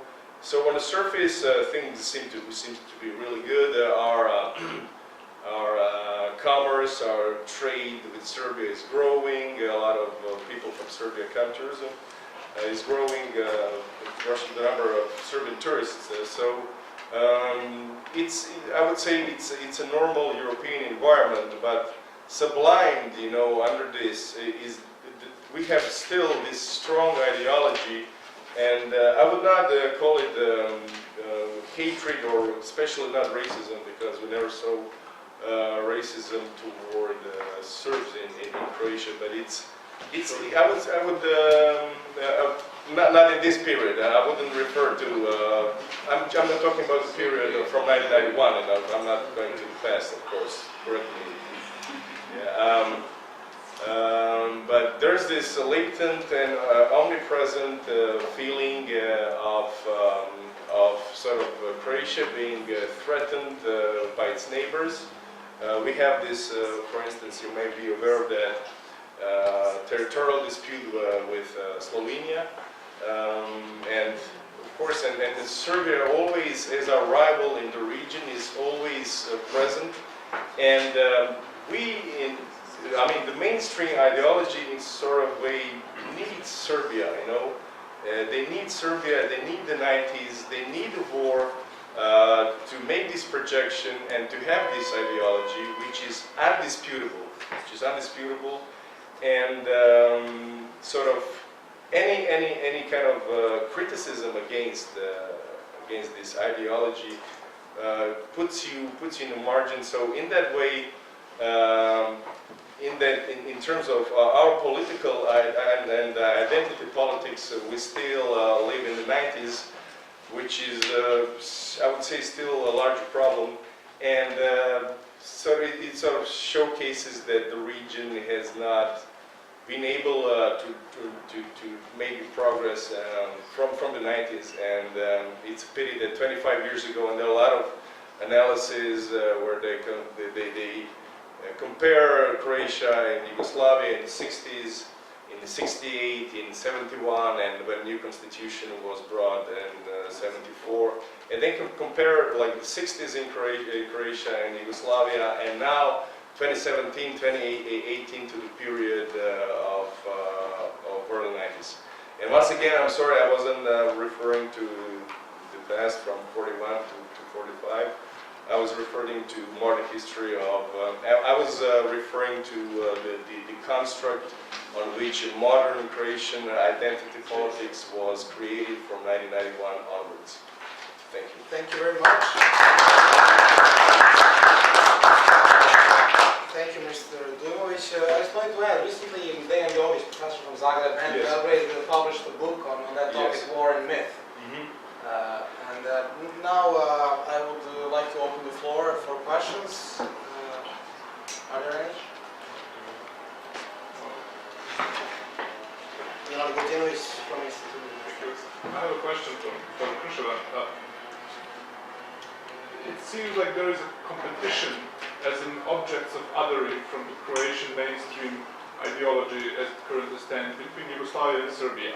Or Yugoslavia is of course that political project, it has no, let's say, power to respond, but Serbia is alive as it is. And there is some dynamics between Serbia and Croatia, but Yugoslavia is an object of memory, an object of history and of politicization in some terms.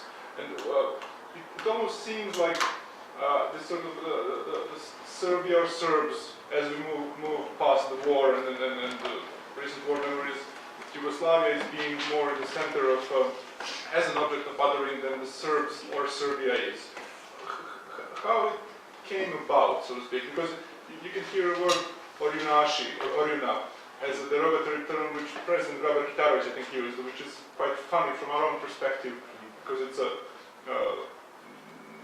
such an unimportant organization in the 1920s, important in historical terms but not active, but it's a derogatory term used several times by the President.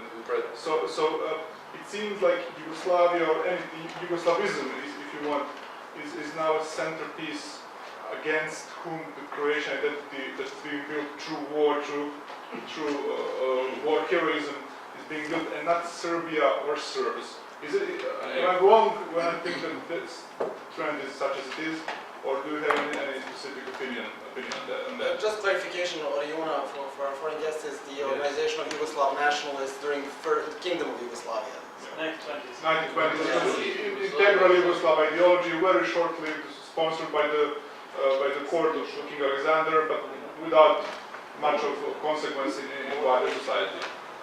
Yeah, well, this is a good question, and it showcases that the more that you want to ignore something or someone or a state that Yugoslavia was for more than 70 years, the more you have it in a public discourse.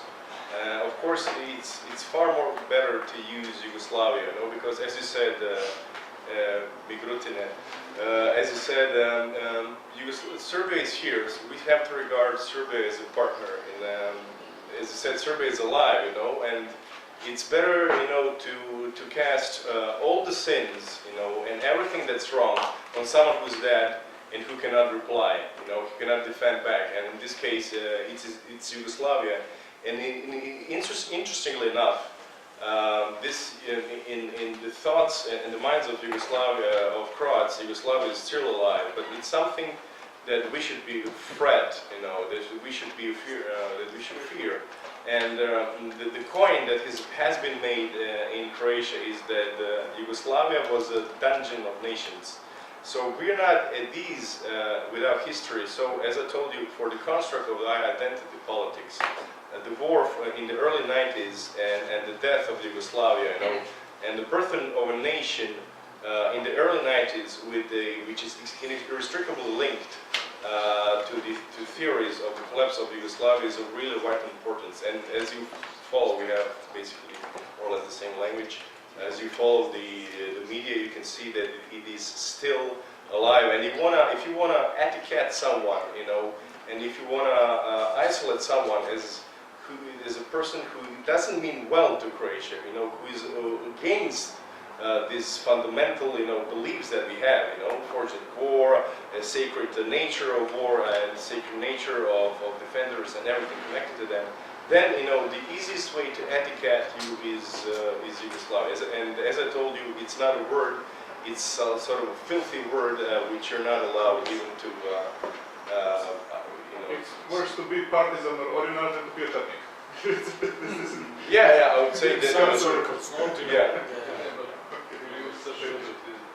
And this is also a very good question, because as Tito, Franja Tuđman, the founding father, the president of Croatia, was a member of the partisan movement, and he was.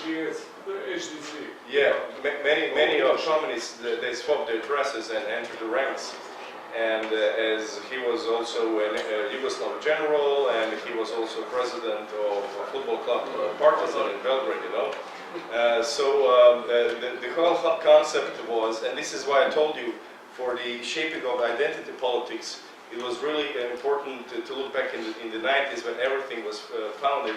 And the founding thought was that we should all get together, we should all forget whether someone had grandfathers in the Ustashi regime, or his forefathers were partisan communists, or even Yugoslav, educated in Belgrade. We should all forget about this past, and our new history, our new life begins with 1991.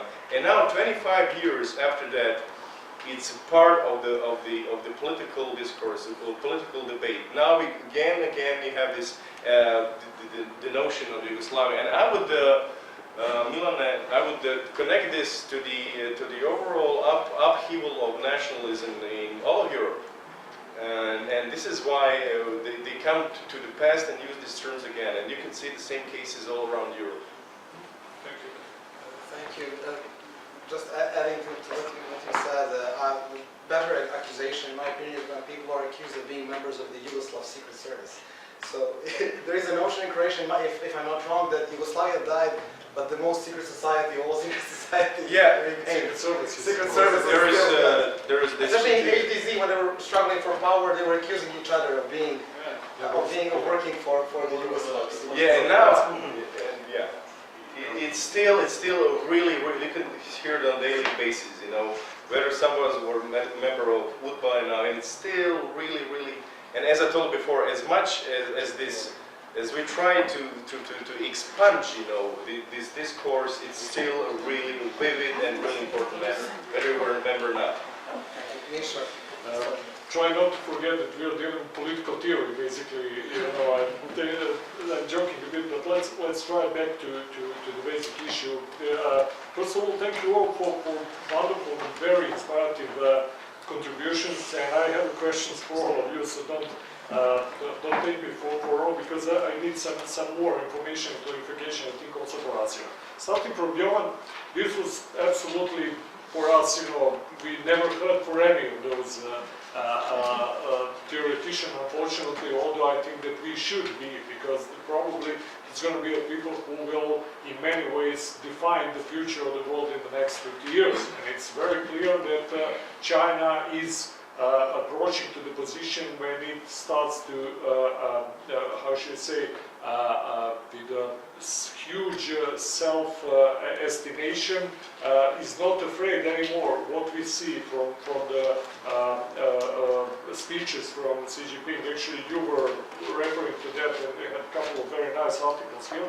For the first time, China is freely coming out with the idea that we are the power, regional and maybe the world power. So in that sense, it's really important how the theory is following that, and you gave us very nice clarification that they are trying from different perspectives to try to configure something which will be with either their own or with their own, how should I say, authentic contribution to the overall global political theory. So although you have focused only on IR theory, I'm pretty sure that you're also at least basically familiar, since you spent like 7 years studying there, for basic political theory. If you have knowledge at their courses, at their, I don't know, faculty of philosophy or faculty of political sciences, what their pupils are being taught. I mean, is it the same that they are, I don't know, learning from Plato and Aristotle up to Machiavelli and so on, or they are also trying to, let me say, reconfigure their political theory with their authentic contribution, I don't know, from, let's say, further and so on. That's for you. For Stefan, this was really very inspiring, and you gave quite a lot of new information, especially two things I would like to focus. One is this very important clarification of the two levels of the political thinking or practice and so on, which is also very useful for Serbia, because we, as we know today, we officially have well, when you take a look about our public agenda, you see, you can easily put people in, let me say, more liberal or more conservative camp and so on, though in practical terms it's much less significant than the crucial issue: are you belonging to the ruling party, meaning SNS system, or you are out of it? So, I mean, for example, very good, this might be interesting for Professor O'Sаливен, for example, but also for Krševан, for understanding what's happening. At the last parliamentary elections, you have like Lazansky, who is leading pro-Russian, in military terms, figure in our public space at, I don't know, number 29.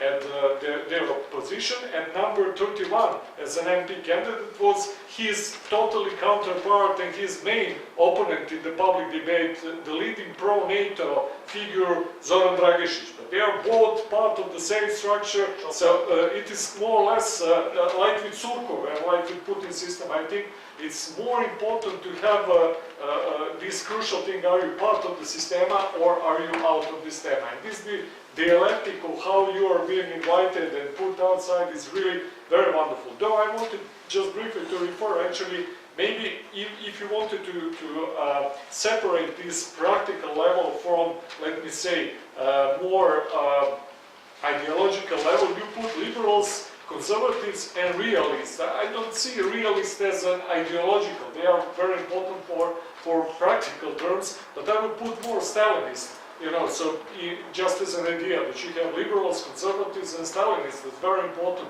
for neo-Stalinists, you mentioned Purso, but they are also very important in just let me finish it. And so it's really interesting to just take a look about these two levels. And finally, one more thing which is of the general importance, you mentioned position of National Bank of Russia, which, and this is general subject that's been opened with Hungary and Poland, let me say reforms, because what they wanted to do in this creation of illiberal democracy, as they want to call it now, they first needed to suspend so-called autonomous position of the National Bank and constitutional or high courts. That was the first targets of them, because they insisted that if they don't do that, they will not get the open hand for real reforms and, as Orban said, you know, basic struggle to survive, because they insisted, this is news actually, that so-called independent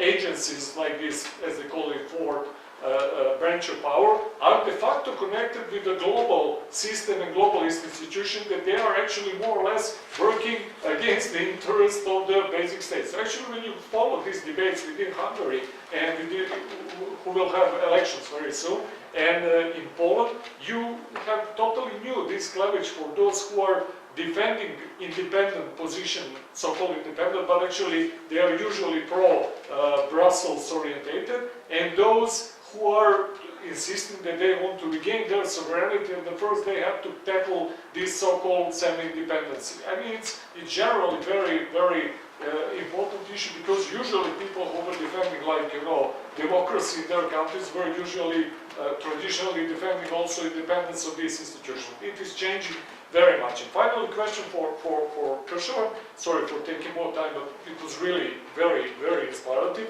It is Miša simultane. Sorry? Because Miša simultane. No, I will finish. Just as a question, you have spoke about practical terms, how these identity issues. Could you give us clarification about how theory is being following that, if it's possible? Maybe some basic approaches, or what I'm especially interested in, because Catholic Church is traditionally very strong in all these debates. Is there anything, let me say, new that is happening there as a, I don't know, revival of the social teaching, or some interesting books or theories that are being produced recently in Croatia? Sorry for taking a lot of time. Excuse me, sir. How do we start? Should I start? Okay, I'll be just short. Since I did my PhD in this field of IR, so IR theory is more close to me than political theory in general. But what I have seen in China and witnessed during my years spent there, it is that everything is now in a flux. It's an ongoing process where China tries to balance, you know, in the field of education, politics, every day, etc. The ideas which were imported from the West, from socialism, like Chinese socialism with socialism with Chinese characteristics, etc., with the classical experience, history, culture, and philosophy. So even in the field of political theory, for example, at Peking University, where I did my PhD, it's the oldest and #1 university in China. Students are learning like Western political thought from ancient Greece until like Carl Schmitt and everybody else. But in parallel, they're also learning all the classics of Chinese political theory, and they're now trying to merge that in a way. So you can see that China is still trying to shape its overall global identity, to position itself globally and to be not only, let's say, attractive to the immediate neighborhood, but to be more attractive globally. But to, in a way, at the same time, preserving its own cultural, civilizational, historical identity. So it's very interesting. For example, if you said about Xi Jinping's speeches. So he's talking about socialism with Chinese characteristics, about the socialist moral ethics, how the party needs to strengthen social. But at the same time, if we listen to the same speeches, he's using all the thoughts and expressions and concepts of Confucius, for example, or Zhuangzi from the Taoist thought, everything, and merging them into this new ideological identity, you can even say an imperial identity, which is being shaped. So China is being influenced by the West in a way, but it's at the same time the classics are, fighting back and trying to preserve their own positions and becoming more and more influential, particularly in China's strategic thought. All the main strategists, which are not maybe inside the government, you don't see them, but which are professors and everything like Institute and others, they're all returned to the classics. And all the Chinese strategic discourse about China in Asia, China in the world, is shaped by Chinese ancient strategic thought. Coming to the two levels of politics and political thinking, I mean, this really is a tough one. And I am still far from being sure into how to categorize these things. Because on one side, if you don't understand who is who, actually what the concrete people are doing, their ideological flags don't mean anything. For instance, I mean, I was keen on putting Russian neo-Nazis in the camp of liberals. Because in practice, neo-Nazis in Russia are with the liberals. And for instance, Navalny, who is being praised in the West, is a man who has explicitly racist views when it comes to Caucasians, which would never be Muslims, of course. But yeah, Caucasians, in America means whites. In Russia, Caucasians means Southern Russian people, Southern Russian Muslims from the Caucasus, and Central Asian Muslims. So, but these people are praised in the West, and nobody from the system would ever think of saying something like that. Then I put into conservatives something that I would never, with straight mind, do if I was teaching classical models of political theory. I mean, conservatives in Russians are national Bolsheviks. I mean, Bolshevik and conservative, that doesn't, but it is.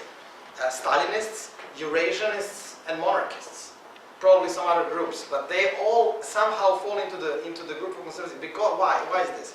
Because the original division in Russia is between the liberals, which in general means pro-Western, and the Anti-Western. And anti-Western, which are called the people's Slavophiles or Eurasianists. So what I've put into the conservatives is some kind of a populist ideology.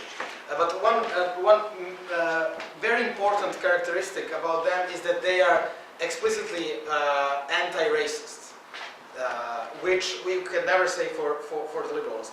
Why did I divide realists as a group, which also wouldn't normally make sense? It is because they constantly want, in public appearance, to judge the non-system liberals.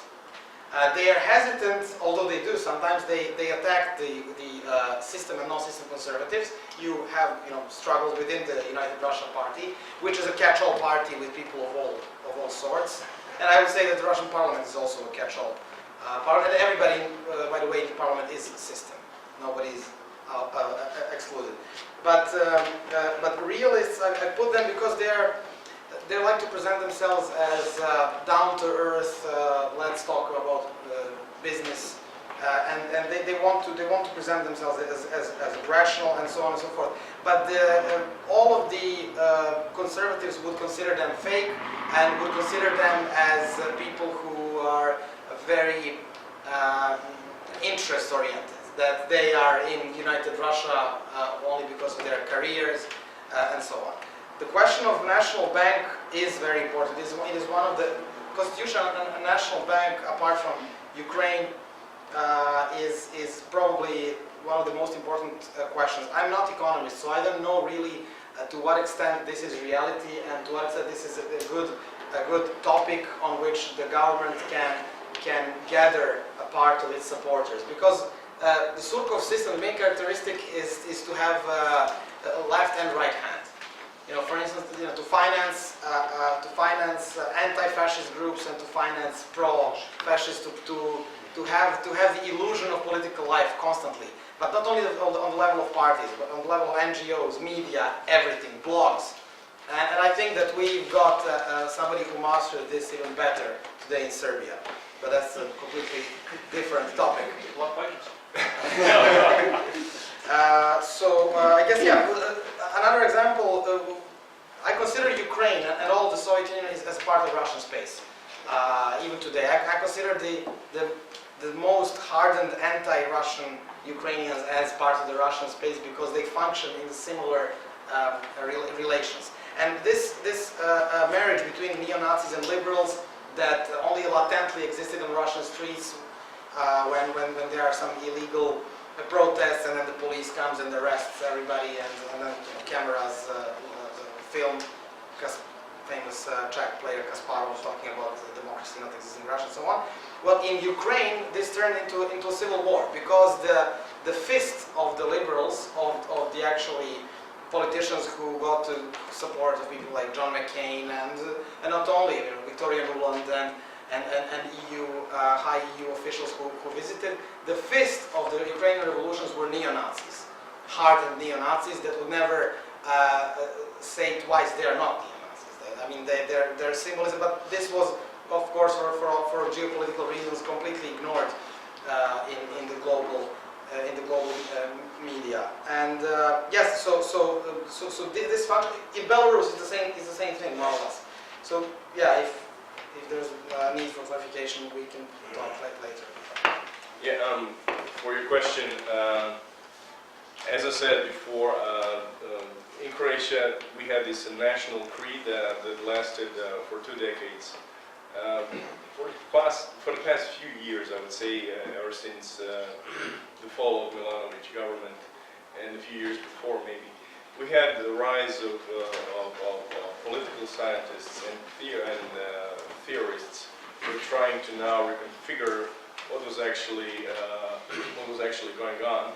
And I would say that for 2 decades, especially in the 90s, it was not part of the academia discussion. It was not part of the research. It was not part of the mainstream research within the academia.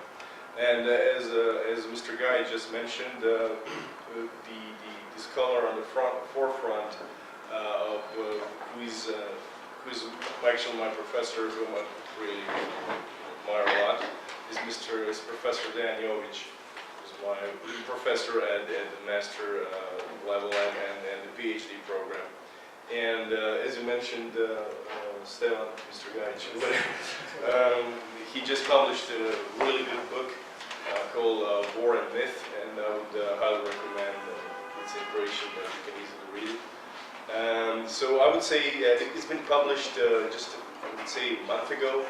And here, this is the best work, and this is just the beginning of making political theories and getting into the subject, profoundly, after decades of neglecting and believing into creed that everything connected to our war, to our independence and sacred, and that everything prior to 1991 is something that you should not even think about. And about the question of for the role of the Catholic Church, the role is really strong, and apart from the issue, the dispute that they have with the Serbian Orthodox Church and beatification of Cardinal Stepinac, I would say, and of course that in relation with the Pope and the Vatican, because as you know, the Vatican is trying to get closer to Christian brothers in the East. I would say that apart from that really sensitive issue for the church, okay, they're trying to also to sanctify as a religious institution, to sanctify something which is a secular thing, which is war. They also contribute to this, but I would say that their main issues are not in connection with the war, especially with Yugoslavia, especially with Serbia. Their main issues are preservation of the Catholic family, LGBT rights, which they strictly oppose, and Catholic family and reproduction and demographics. As you know, we lose a lot of young people leaving the country. So these are the topics that the church they're not into this discourse that much. Okay. Mira Jovanović, University of Zurich, Contemporary History Department. As we heard in the morning, historical past is very important, and therefore I would say that I want just to make a comment on the last speech. Yeah. So without a serious dealing of the past, and especially I mean the Second World War, there is no successful future, and that is the problem what happened after the dissolution of Yugoslavia and independence of new Croatia. There was no really serious dealing with the past. And what is happening now is also having this sacred aura, there is a blindness for Croatia's role as perpetrators also in the World War II and in the 90s. And also not only perpetrators but also bystanders, because in the 90s, at the beginning of the 90s, 91, 92, there was an expulsion of Serbs from the cities at the beginning, from Split, from Zagreb, from everywhere, main cities in Croatia. And this was culminating in the end in an ethnic cleansing. Nowadays we have, let me say, in European Union, the only ethnic clean state, which is Croatia, the newest member of European Union, without a small number of Serbs as minority. Also taking the kuna as the new or old currency from NDH, from independent state of Croatia, is something what shows for me a neo-Ustašization of Croatia, and this is now culminating also in the political correctness of shouting at stadiums, in football games, ZDS, Za dom spremni, for Homeland Ready, which was an expression during the Second World War. So I think the blindness with making sacral auras will lead in another disaster. So this is what I wanted to make clear. Yeah, and the interesting thing, the government just formed the one committee, which is called Committee for Dealing with the Past. Yeah. And this was, it's a strange sort of resuscitation that you see in marginal groups, and as I said, football fans. And you see this sort of strange collaboration with football fans coming from Croatia to Serbia. So within this, on Partizan Crvena Zvezda game, Red Star, so there are these marginal groups, they're trying to resuscitate these ideas from the past, from the 1941-45 puppet state. And now I would say that the time is right. You know, it was the time was not that right in the 90s for our academia, for our experts, for our researchers, for our scholars to sort of position ourselves toward our past. You know, as I told you, in the early 90s, we were this sort of aura of sacred nature of war was created. And we said, 1991 is the ground zero, is the first year of our new era. But as I said, there are leaks, and there are shortcomings, and you have to go further to the past. You have to go to the Second World War. And unfortunately, this region is embroiled in history, and I believe now the heads are too cool enough to deal with these issues. Well, thank you. Well, I had two questions for Mr. Гајиќ and for Mr. Čavошki, but Mr. Гајиć already responded about the nature of the conservative camp. But first, I just want to comment briefly that there is no any cooperation, at least as far as I know, between the football fans from Serbia and Croatia. The case you're referring to probably is the case when around 20 criminals, most of them criminals from Croatia and Bulgaria came because to a football match in Serbia, in Belgrade, invited by some other criminals from here. Also, some of them never watched, never attended any football match. So It's a they are not football football. fans. No, they are not. Football, they don't have anything to do with football. But regarding to, I had a question for Dr. Čavошki. Our first two Chinese schools, let's say, that you mentioned, are they also trying to explain the behavior of all the actors in the international arena, or only they want to explain what is going on in Eastern Asia and how China acts? Because the third one is obviously global, you said yourself.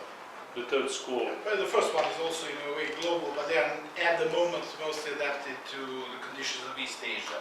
Because if China redefines its position in East Asia, it would automatically start to spread into other regions. But in a way, what some things you can see in Chinese media is that there is a push from the government for all these schools to cooperate among each other to see how would China see its revised global role in the future and how to adapt everything. So the first and the third school in a way have a more global appeal, while the second one tries to integrate into the Western discourse by bringing in everything Chinese and in a way changing the system from the inside. But at the moment, most of the discussion is concentrating on East Asia because that is the battleground where China really needs to redefine its global role. I would ask our colleague Krševан, Duјmović. First, thank you for the inspiring introduction. The first is a suggestion, a comment. Of course, we shouldn't be talking about racism. For us, ourselves belong to the same race. Perhaps a more appropriate term is chauvinism, which may assume various forms, even some very extremist forms. This is the question. I may easily understand the current developing of a parallel between Catalonia and Croatia. But in terms of historical records, have you seen in the literature any corroboration of that parallel? For example, vis-à-vis the relations between Madrid and Barcelona, Belgrade and Zagreb, who were Franco in that narrative? Who were Franco? Who were the king? Who were the fascists? Please, could you briefly comment on that? You mean drawing the parallel between Catalonia and Croatia? Yeah, what I wanted to say. I may easily understand the current. Yeah, what I wanted to say in my presentation is that the instant fact that some of our scholars, even our scholars, and a lot of our media, at the very moment they saw that there's this notion that there's a time at the referendum in Catalonia, they immediately stepped out and supported, this cause because they compared it. We were oppressed people in Yugoslavia, and Catalans were oppressed in Spain, and we should support them, And of course, the two cases. First of all, the analysis of the Yugoslav case wasn't done thoroughly. And the second thing, they did not know the Spanish history and their system and the parliamentary monarchy that they had. And the number three, the cases are not comparable. But what I wanted to to draw your attention to is the fact that there was an instantaneous reaction that this is something positive because they want to gain independence. We gain our independence, so Catalonia should be granted independence. It should happen to Scotland. It should happen to every nation in Europe. So where does it end? In Cornwall? In Bavaria, no? What about Bavaria? So I would say that it was an irrational reaction. This is what I'm trying to refer, without deeper analysis in Croatian-Yugoslav case, in deeper analysis in Madrid-Barcelona relation, and if any parallels will be drawn, which is really a hard case. And just for clarification, Serbs supported Madrid, obviously. Not all of them. Nobody had support for some of them. They're self-hating.